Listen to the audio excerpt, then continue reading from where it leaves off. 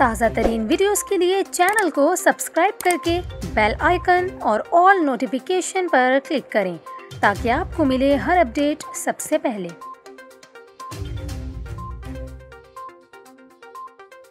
और यहाँ पर आपको खबर दें, मरी में तूफानी बर्फबारी के दौरान सयाहों से ज़्यादा किराया तलब करने पर बाज़ होटलों के खिलाफ कार्रवाई की गई है। सयाहों की मजबूरी का फ़ायदा उठाने और इनसे किराए की मद में ज़्यादा रकम वसूल करने पर एक होटल सील कर दिया गया है। डिप्टी कमिश्नर रावलपिंडी की जानिब से सोशल मीडिया पर शिकायत के बाद तहकीकात करके कार्रवाई की गई। दूसरी जानिब आपको बताएं, सयाहों के मरी और गलियात में दाखिले पर पाबंदी में मज़ीद 24 घंटों की तौसी कर दी गई है।